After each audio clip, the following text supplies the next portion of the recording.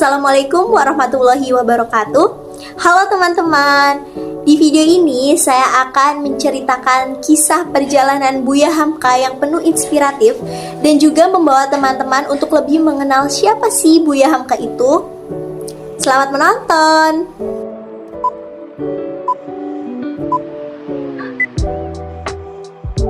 Buya Hamka yang lahir dengan nama lengkap Abdul Malik Karim Amrullah dikenal sebagai sastrawan Indonesia, budayawan, serta ulama. Nama Buya Hamka seakan tidak asing didengar. Menurut catatan sejarah, ia memiliki banyak peranan penting pada bangsa dan negara. Dirangkum berbagai sumber, berikut profil Buya Hamka serta jejak karirnya yang masih bisa dikenang. Abdul Malik Karim Amrullah lahir di Agam, Sumatera Barat pada 17 Februari 1908. Ia merupakan putra dari pasangan Abdul Karim Amrullah dan Siti Syafriyah. Kehidupan pribadi Hamka dididik penuh dalam ajaran Islam karena ayahnya seorang ulama di tanah Minangkabau. Sementara ibunya berlatar belakang dari keluarga seniman. Selama tinggal di Padang Panjang, keseharian Hamka banyak mempelajari tentang ilmu Al-Quran sesuai adat Minang. Inilah surau kecil tempat di mana Buya Hamka kecil menimbah ilmu. Surau Lubuak Bauk di Batu Sangkar. Surau Lubuak Bauk merupakan bangunan masjid kuno terletak di Jorong Lubuk Bauk, Nagari Batipuh Baru, Kecamatan Batipuh, Kabupaten Tanah Datar, dan hanya sekitar 6 km dari kota Padang Panjang. Ketika remaja, sang ayah sempat mendaftarkannya ke Tawalib Sumatera, yaitu sekolah Islam modern pertama di Indonesia. Namun ia memutuskan pindah ke Jawa Tengah pada 1922 untuk merantau dan belajar tentang pergerakan Islam modern ke sejumlah tokoh, salah satunya Hos Cokro Aminoto. Setelah cukup lama merantau, Hamka kembali ke Padang Panjang dengan fokus mengurus persyarikatan Muhammadiyah. Dikarenakan pada masa itu ia belum bergelar diploma, Hamka melanjutkan pendidikan bahasa Arab sekaligus belajar mengkaji lebih dalam ilmu agama Islam di Mekah. Atas saran salah seorang teman dari Indonesia yang juga berada di Mekah pada saat itu, yaitu Agus Salim, Hamka kembali pulang ke tanah air untuk berkarir sebagai penulis. Jejak karir Buya Hamka. Masih tentang profil Buya Hamka, ia diketahui pernah berkarir di banyak bidang, terutama yang berkaitan dengan penulisan dan agama Islam. Setelah pulang dari Mekah, Hamka bekerja sebagai penulis di majalah Pelita Andalas, Medan, Sumatera Utara. Ia pun banyak membuat karya tulisan dan artikel.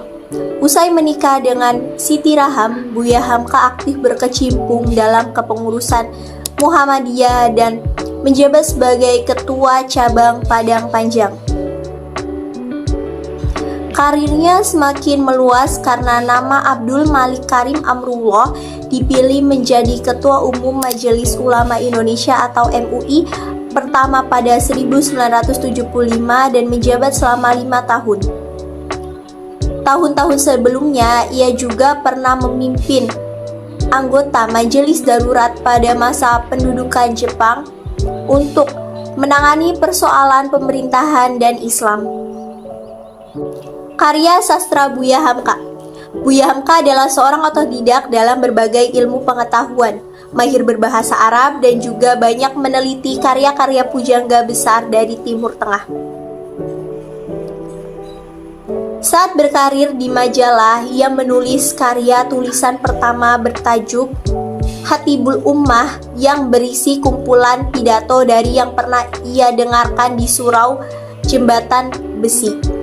Kemudian ada Tafsir Al-Azhar karya Buya Hamka. Dalam bagian isinya terdapat ceramah atau kuliah subuh yang pernah ia sampaikan di Masjid Agung Al-Azhar sejak 1959. Lahir dan besar di tanah Minang membuatnya banyak tahu akan adat dan tradisi di sana. Sehingga terbitlah sebuah novel klasik berjudul Di Bawah Lindungan Ka'bah. Novelnya berisi tentang pandangannya mengenai pola pikir orang yang suka mengelompokkan berdasarkan kasta. Sebab menurutnya hal itu bertentangan dari Islam. Di mata Buya Hamka, semua orang memiliki kedudukan yang sama di mata Allah. Kisah novel Di Bawah Lindungan Ka'bah berhasil diangkat ke layar lebar pada 1982 sampai 2011. Kemudian ada novel roman karya Buya Hamka berjudul Tenggelamnya Kapal Van der Wijk yang juga terkenal, bahkan dijadikan film pada 2013. Penghargaan Buya Hamka. Kiprahnya di berbagai bidang ini membuat ketokohan Buya Hamka banyak dikenal orang, berkat pemikirannya yang membawa pengaruh baik serta menciptakan sejumlah karya. Ilmu pengetahuannya yang tinggi, berkarakter peduli kepada sesama umat menjadikannya tidak hanya terkenal di kalangan nasional saja, tetapi melainkan hingga ke Malaysia dan Timur Tengah. Bahkan, Perdana Menteri Malaysia Tun Abdul Razak pernah mengatakan bahwa Buya Hamka bukan hanya milik Indonesia saja, tetapi juga kebangsaan bangsa Asia Tenggara. Mengutip profil Buya Hamka di laman Muhammadiyah, beliau wafat pada 24 Juli 1981, dikebumikan di TPU Tanah Kusir, Jakarta Selatan dan mendapatkan penghargaan pahlawan nasional. Untuk mengenang jasanya, nama Buya Hamka diabadikan menjadi nama universitas tinggi, yaitu Universitas Muhammadiyah Hamka. Nah, itu dia beberapa kisah dan perjalanan hidup Buya Hamka, mulai dari perjuangannya terhadap bangsa dan berbagai karya-karya menarik yang membahas tentang karir dan berbagai penghargaannya sebagai seorang ulama dan juga sastrawan. Sekian cerita saya mengenal lebih dekat dengan Buya Hamka. Semoga dengan cerita ini kalian dapat mengambil hikmah dan semangat juga kegigihan Buya Hamka dalam menjalani karirnya sebagai seorang ulama dan juga sastrawan. Semoga videonya bermanfaat untuk teman-teman semua. Jangan lupa like, comment, and subscribe. Thank you guys. Assalamualaikum warahmatullahi wabarakatuh.